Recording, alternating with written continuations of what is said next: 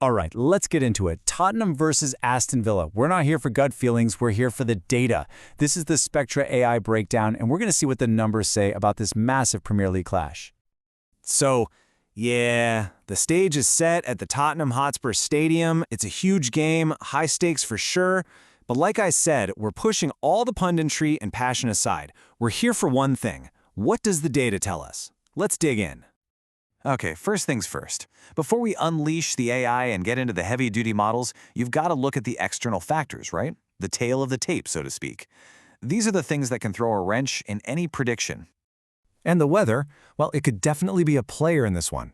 We're talking about a classic rainy London afternoon. Think 61 degrees, humid, with gusts hitting 20 miles per hour. That kind of North London drizzle? Yeah, it's going to make ball control a nightmare and could really mess with the pace of the game. But here's what's really going to mess with the models, the injury report. Look, both of these squads are absolutely decimated. Spurs are without their creative engine, guys like Kulusevski and Maddison. And Villa? They're missing key players like Tielemans and Mings. This isn't just a minor issue. It's a huge variable that's going to put squad depth under a serious microscope. All right, now for the good stuff. Let's get into the opening numbers. This is the foundational layer of the whole AI analysis. Think of it as the bedrock for everything else we're about to see. First up, the Davidson ELO ratings. Now this is just a straight-up power ranking that shifts with every result.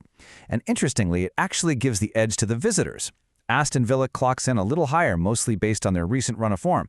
So that's our starting point. Villa, the slight favorite on paper. But hold on, because this is where the whole narrative flips on its head.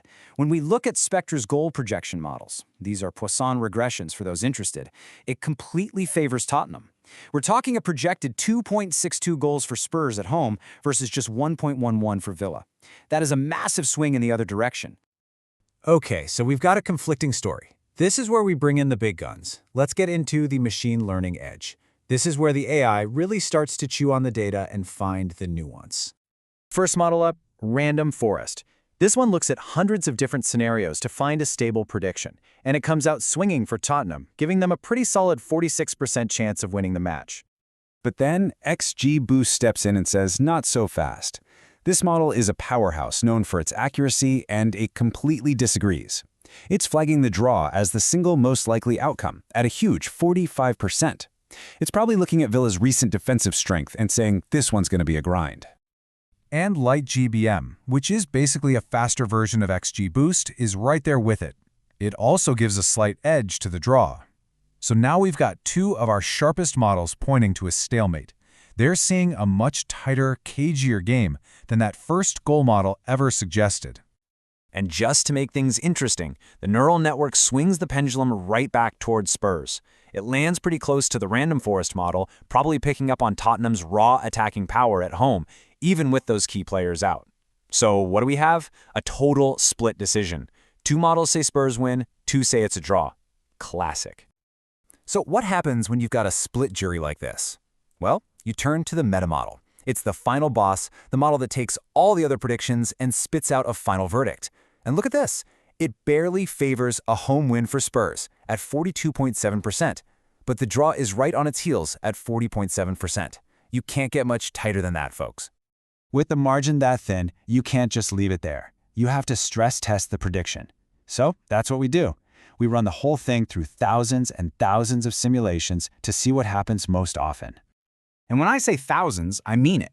Spectra AI runs a massive 10,000 Monte Carlo simulations. Yeah, you heard that right. It basically plays the game 10,000 times using the probabilities we just established. It's the ultimate way to see which outcomes float to the top.